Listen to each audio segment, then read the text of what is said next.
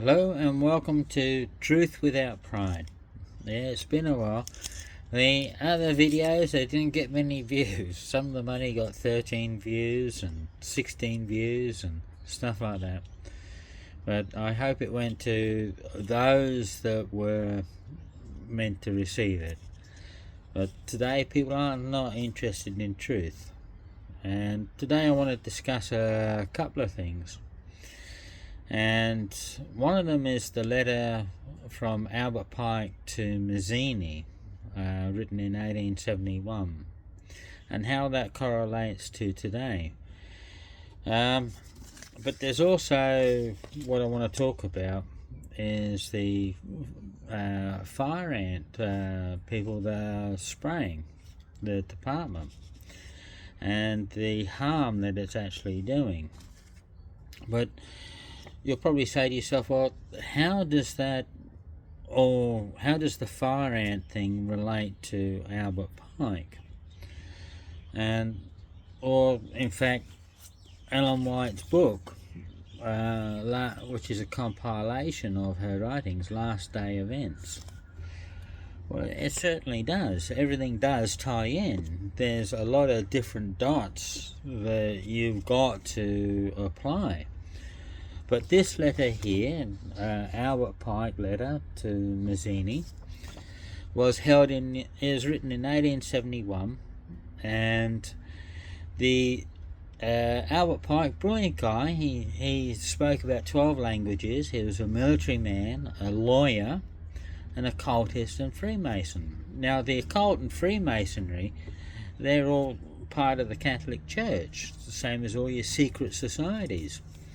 And if you want to get ahead in this world, then you really have to give your allegiance, knowingly or unknowingly, to Lucifer. And that is often through the secret societies. And we see that in music and in movies and everything like that. But Albert Pike spoke of the First World War and the Second World War, how they will start and finish through the secret societies, which is your Catholic Church. Now let me read what he wrote about the Third World War.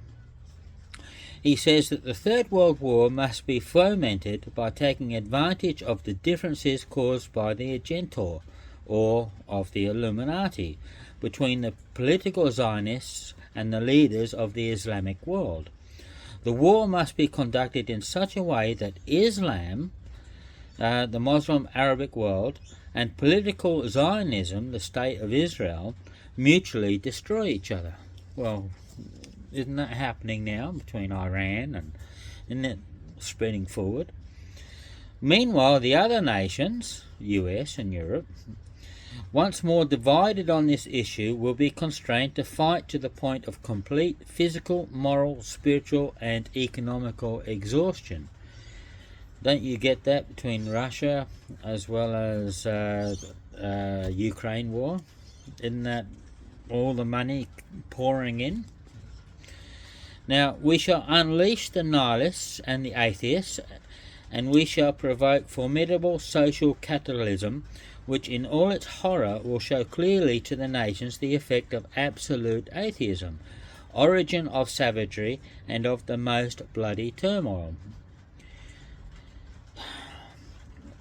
Then everywhere if you look at Alice Bailey, who was taught by Helena Blavatsky, Alice Bailey started what's called the Lucifer Trust, and then they changed it to Lucis Trust, and you see that with the t-shirts that have the pyramid, just like the American dollar. Now, Lucis Trust, or Lucis.org, is part of the United Nations, and Alice Bailey wrote a document in the early 30s or 40s, and the United Nations have taken that agenda. So what I just wrote to you here about atheism is what we see today. Through her writings and through that agenda, we see multiculturalism and every religion saying, well, we have the truth. And even in Christendom, we see such a divide and such a conflict that any smart person would stand back and say, well, I don't believe in all of you. You're all a bunch of liars. You all proclaim the truth, but you're all hypocrites. And so atheism is what you breed. But this is what's designed, because 80% of people, most people, do not research. They don't study, and that's to their downfall. And that's their responsibility for themselves. They ought to study. But this is what's happening now. And we shall provoke a formidable social cataclysm, which in all its horror will show clearly to the nations the effect of absolute atheism, origin of savagery, and of the most bloody turmoil. The economies are collapsing.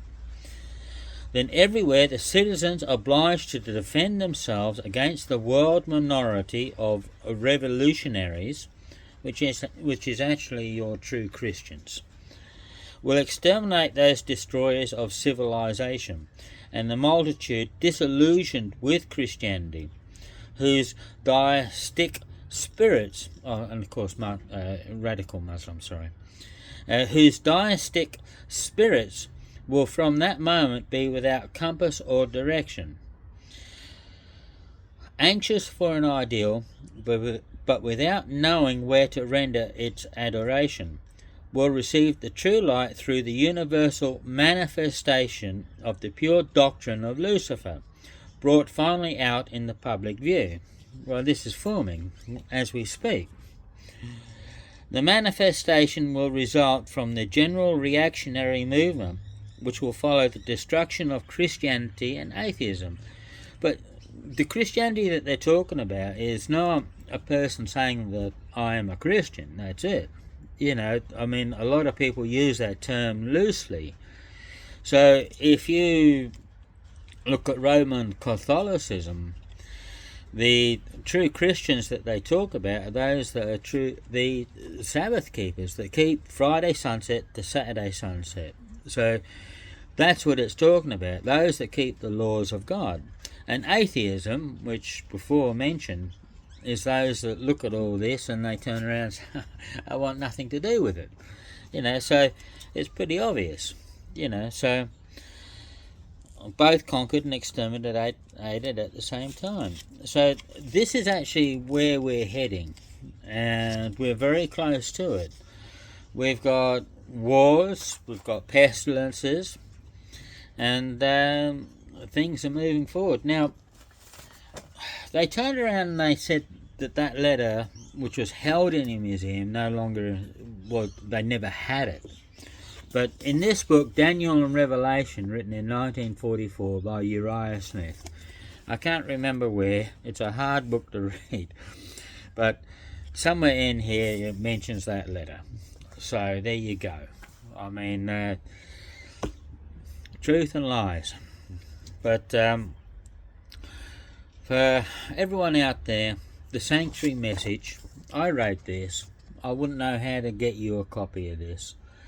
But the Sanctuary Message you can get through this book here, which is Practical Lessons from the Experience of Israel for the Church of Today by F.C. Gilbert. Now that'll go through the Sanctuary Message. People ought to understand it, because that's what salvation is. If you know how to give me your address, I can send you these. And I'm happy to do so. I wrote this, it's only about 19 pages.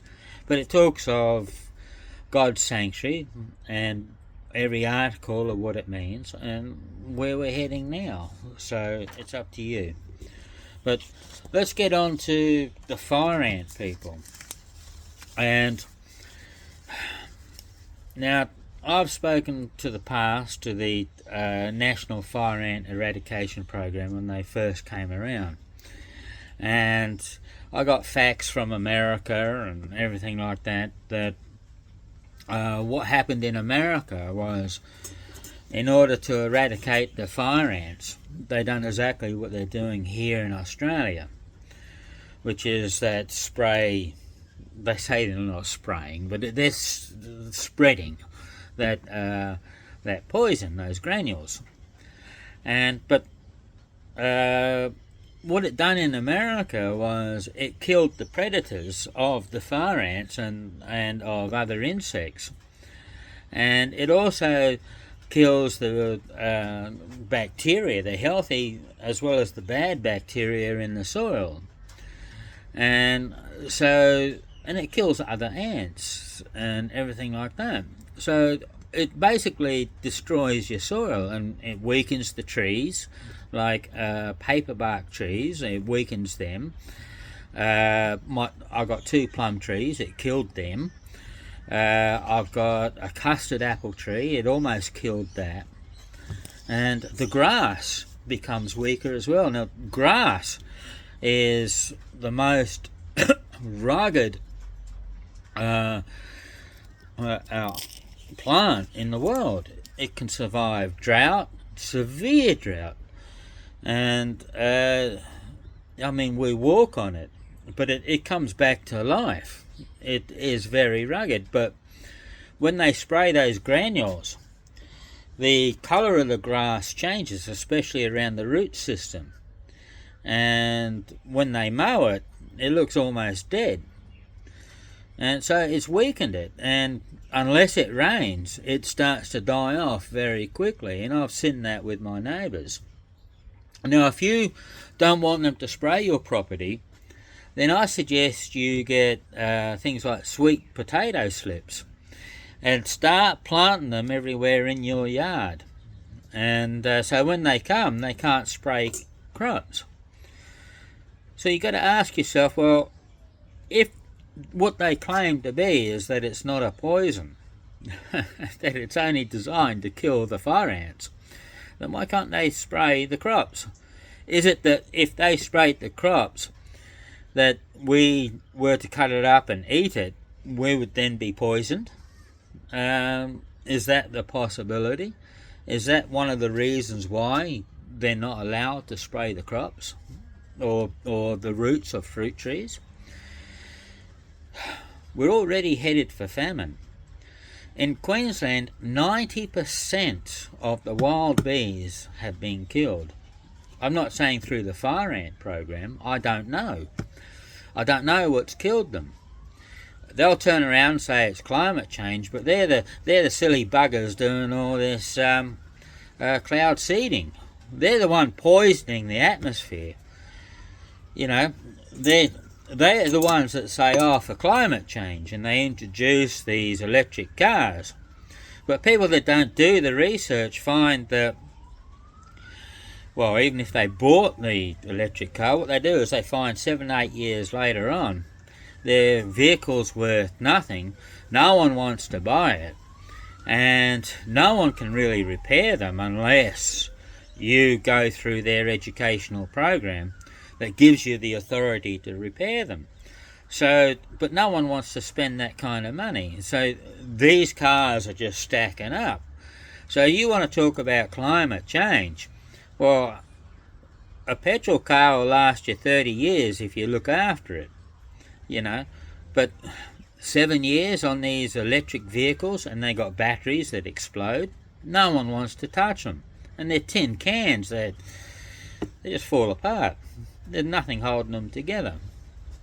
So what you got is a lot of smoke and mirrors, a lot of lies, a lot of rubbish. So people ought to do their own research. So what happened this time was, I saw them in the area, right, and I locked up my place, and I thought, right, I'll go to Costco. I had to go to Costco for the wife. Make the wife happy. And the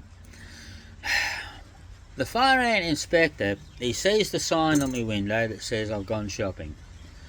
So what does he do? He phones me up while I'm at Costco. I mean, this is the boldness that they got, right?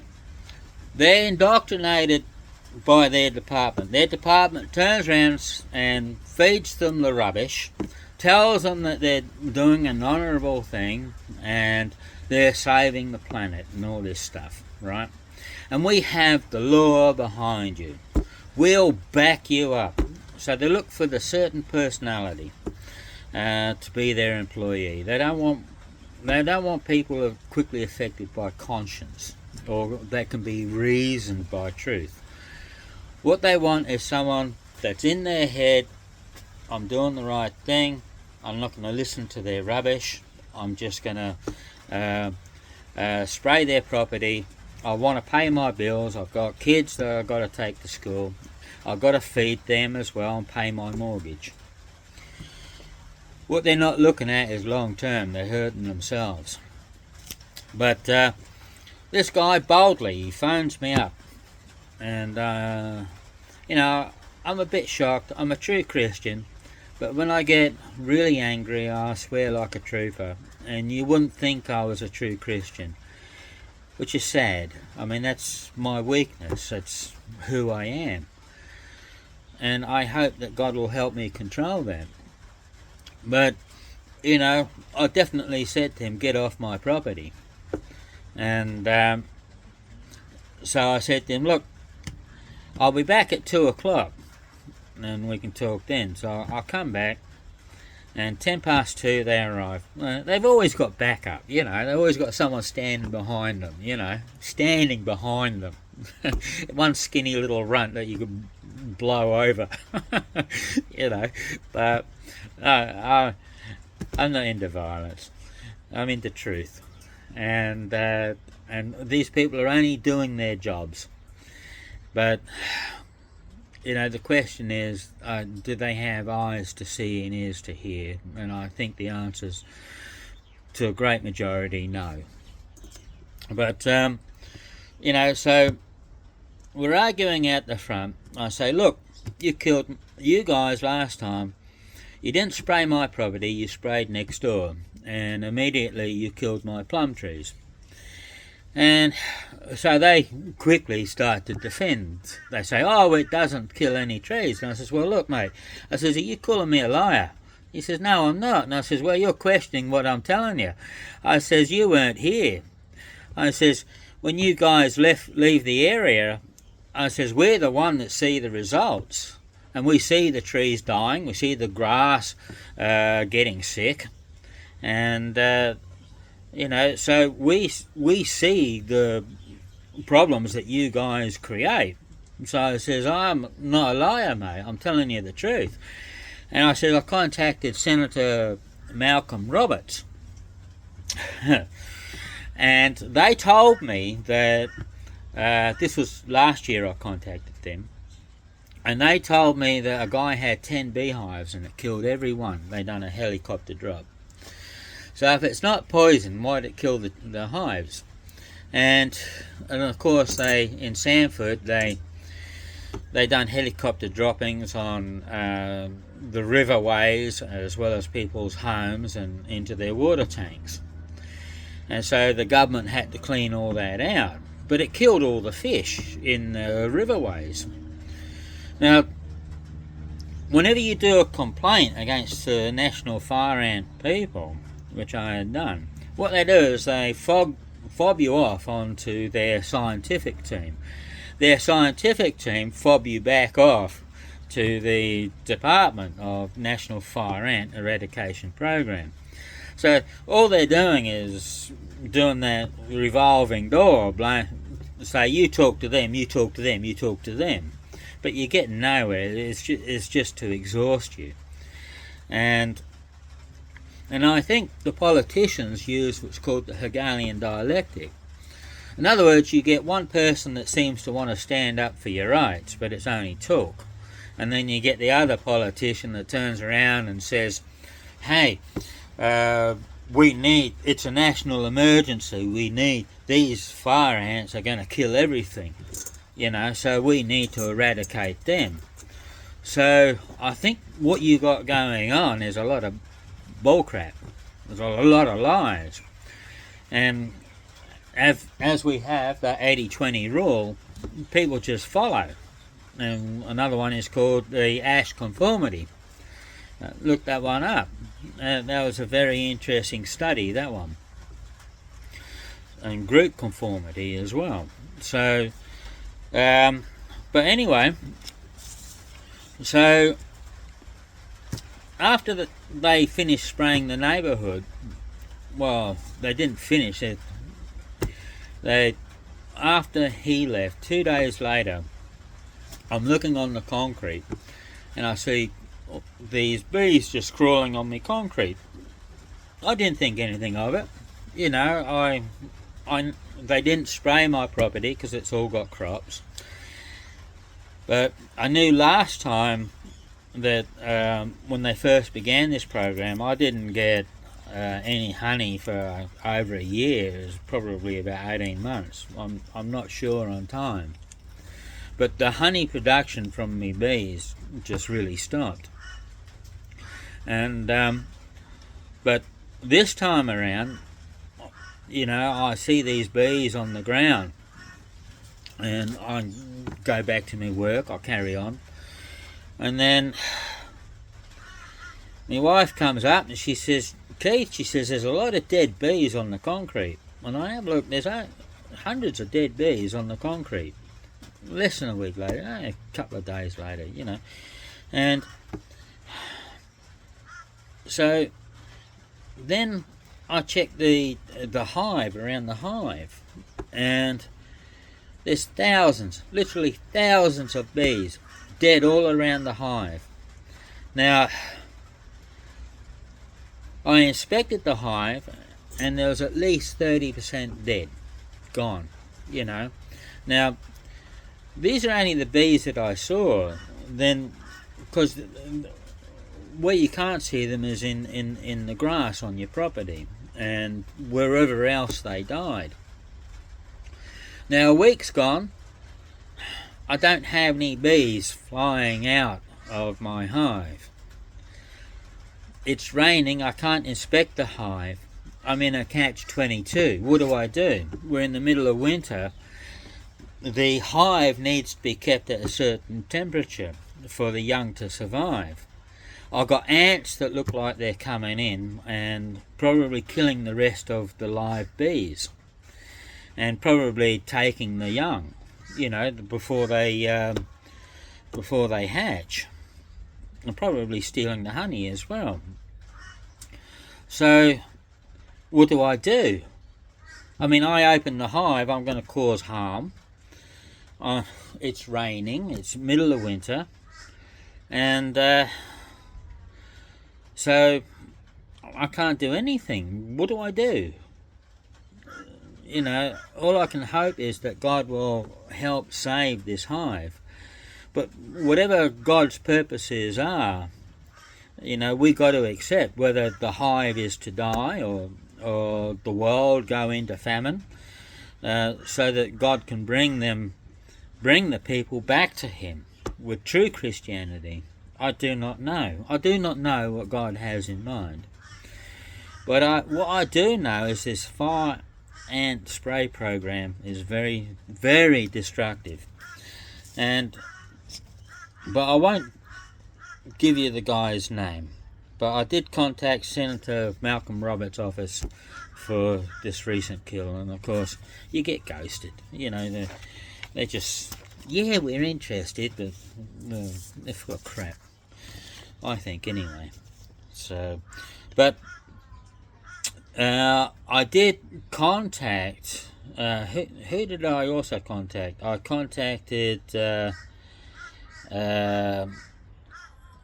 who's it say here? The Department of Industries. Okay. Department of Primary Industries, right? Now, I said to them, they've killed my bees, about half of my bees are dead. And I told them the story. And she says, well, we'll refer your complaint to the National Fire Ant Eradication. And I says, well, they're biased. And I says, it's not right that they investigate themselves. Obvious, isn't it?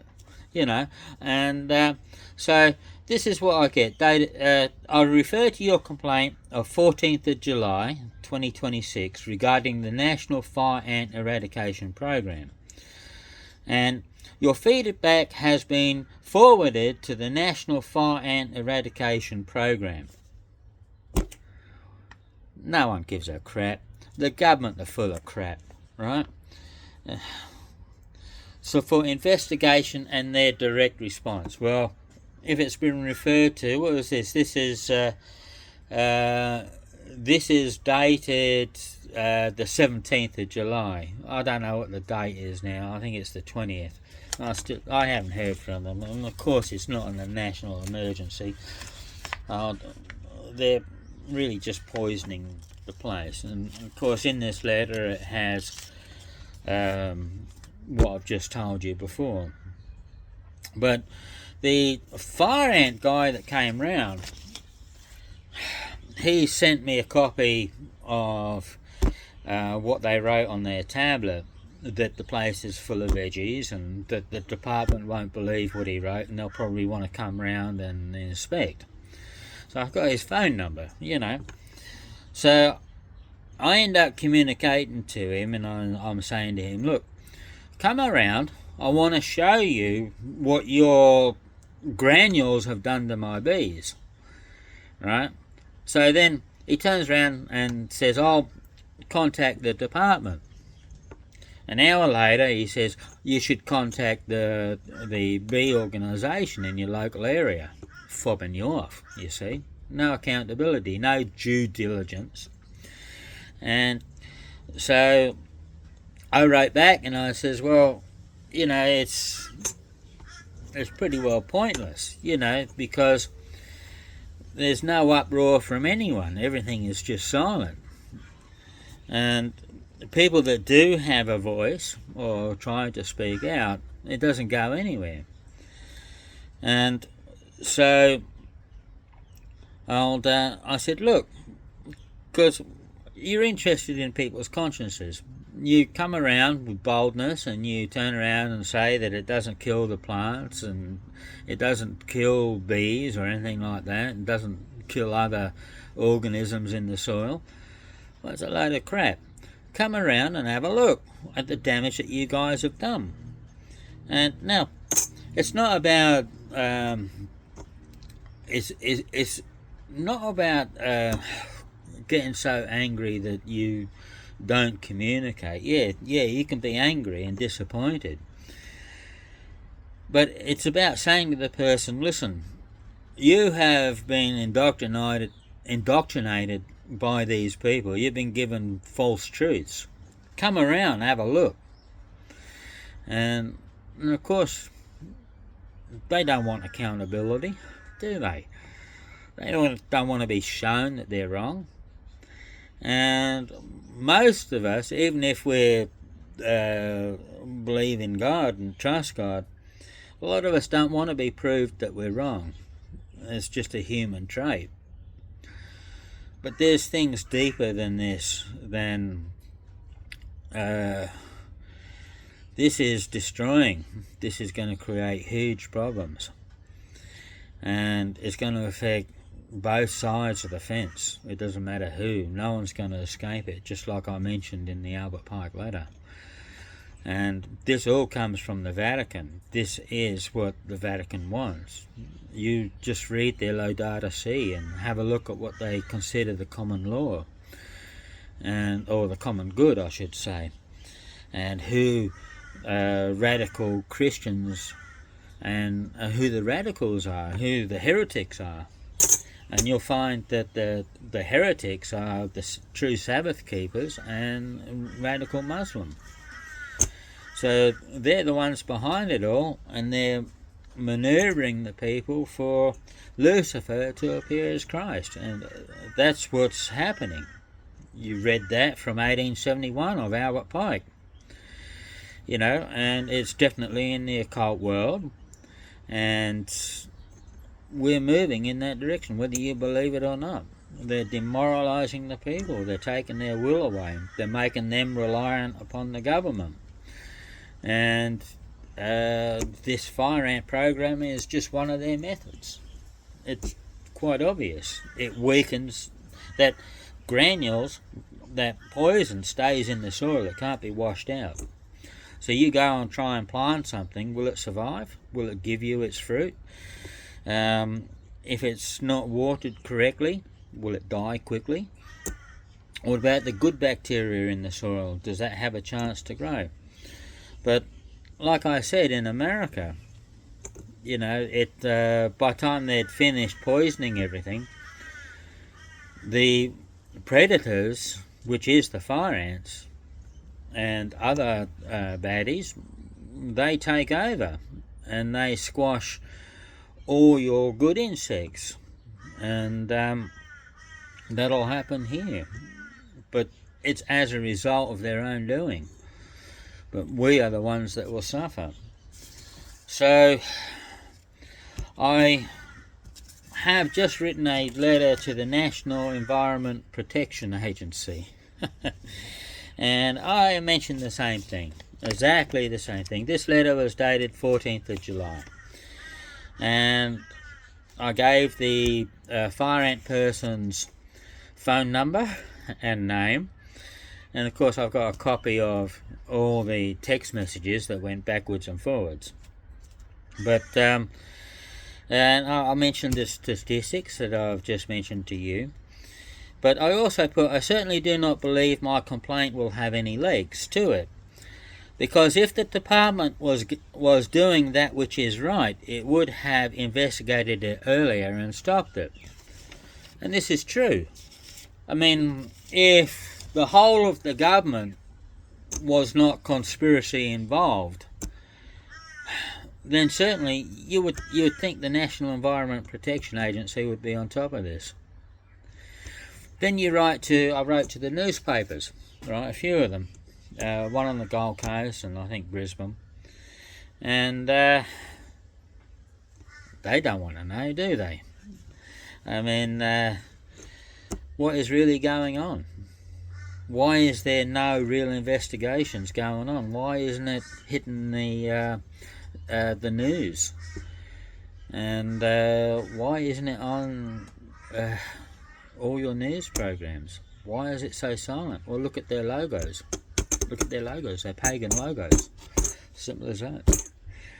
I mean, the logo speaks 1,000 words, doesn't it? It tells you who's really controlling it. Just look at logos, look at symbols, and you'll see the sun, you see the crescent moon, and a lot of symbols. A lot of people don't see these things. So that's my story. I think they've completely killed all my bees, and but they ain't coming on this property to spray because I got crops. But eventually I'm going to lose this battle anyway. And you know, truth doesn't need a defender, but sometimes it needs someone to argue for it. So you people out there, if you've got a voice, put it on YouTube. Create a problem for these people. Expose them. Show them the damage that they've done. And but be honest, you know, and there's no need for name calling or pointing the workers out. There's no need for that.